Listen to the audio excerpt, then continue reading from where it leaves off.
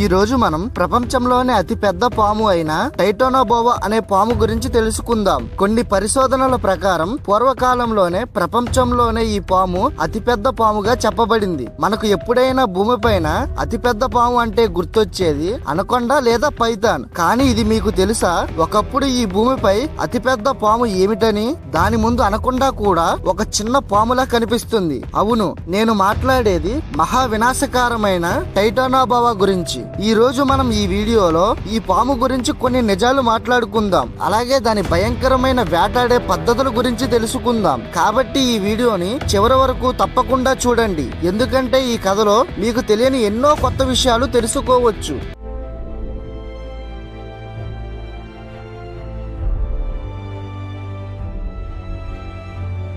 సుమారు 6,50,00,000 సంవత్సరాల క్రితం డైనోసార్లన్నీ అంతరించిపోయిన తర్వాత భూమిపైన ఆ ఖాళీని భర్తీ చేయడానికి ప్రకృతి ఒక క్రొత్త ప్రాణిని సృష్టించింది. వాటిలో ఒకటే ఈ టైటానోబోవా. ఇది నేటి అనకొండ కంటే పెద్ద పాముల జాతుల కంటే ఇది చాలా ప్రమాదకరమైనది. ఇది పాముల జాతిలోనే బోవేడే కుటుంబానికి చెందినది. అంటే ఇవి విషపూరితమైన పాములు కావు, కానీ వాటి బలం, వాటి పరిమాణం చాలా భయంకరమైనది. ఇవి ఎక్కువగా దక్షిణాఫ్రికా ఖండంలోని అమెజాన్ అటవీ ప్రాంతంలో జీవించేవి. 2009లో కొలంబియాలోని ఒక బొగ్గు గనిలో వీటి అవశేషాలు కనుగొన్నారు. మొదట వాటిని చూసి ఒక పెద్ద మొసలి అవశేషాలు అని అనుకున్నారు, కానీ తర్వాత శాస్త్రవేత్తలు అవి పాములవని నిర్ధారించారు. అలాగే వాళ్ళు ఇంకో విషయం కూడా చెప్పారు, అవి సాధారణమైన పాములు కాదు, ప్రపంచంలోనే ఇప్పటి వరకు కనుగొన్న అతిపెద్ద పాముగా పేరు పొందింది అని చెప్పారు. అలాగే ఈ పాము పొడవు దాదాపు 13 మీటర్లు, అంటే 42 అడుగులు. అంటే మనకు చంద్రముఖి సినిమాలో చూపించే గ్రాఫిక్స్ పాము కంటే చాలా పెద్దది. అలాగే మనం ఇప్పటి కాలంలో అతి పెద్ద పాముగా పేరుగాంచిన అనకొండ కూడా అనకొండ కంటే 2 రెట్లు పెద్దది.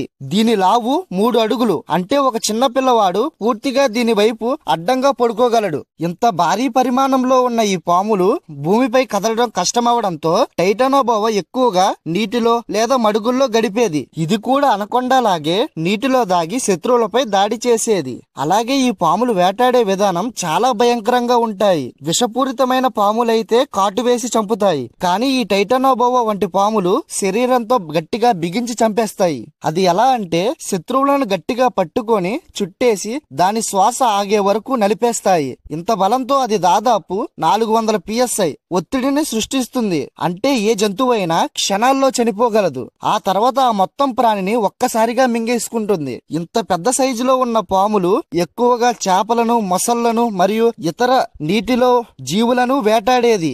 అయితే ఇప్పుడు మీకు ఒక డౌట్ రావచ్చు, అయితే ఇది ఎందుకు అంతరించిపోయింది అని. డైనోసార్ల తర్వాత భూమిపై ఉష్ణోగ్రత చాలా ఎక్కువగా ఉండేది. సుమారు 30 నుండి 35 డిగ్రీల వరకు వేడి వాతావరణంలో టైటానోబోవా బాగా పెరిగేది. కానీ తర్వాత భూమి చల్లబడడంతో ఈ పాములు కోల్డ్ బ్లడెడ్ కావడంతో చలిలో బ్రతకలేకపోయేవి. దీని ఫలితంగా టైటానోబోవా అంతరించిపోయింది. అలాగే ఇప్పుడు గ్లోబల్ వార్మింగ్ వల్ల భూమి ఉష్ణోగ్రత మళ్లీ పెరుగుతుంది. శాస్త్రవేత్తల మాటల్లో భవిష్యత్తులో టైటానోబోవా లాంటి మహాపాములు మళ్లీ తిరిగి రావచ్చని అనుకుంటున్నారు. చూశారుగా, ఈ భూమిపైన ఎన్నో అద్భుతమైన జీవులు ఉన్నాయి, కానీ టైటానోబోవా లాంటి భయంకరమైన జీవులు ఇంకోటి లేదు. మీకు ఈ వీడియో నచ్చినట్లయితే లైక్ చేయండి. ఇలాంటి అద్భుతమైన ఫ్యాక్ట్ వీడియోల కోసం మా 360 ఎర్త్ ఛానల్ ని సబ్స్క్రైబ్ చేయండి. ఒకవేళ టైటానోబోవా మళ్లీ భూమిపైకి వస్తే మన పరిస్థితి ఎలా ఉంటుందో మీరు ఏమని అనుకుంటున్నారో కామెంట్ చేయండి. తర్వాత వీడియోలో మళ్లీ కలుద్దాం.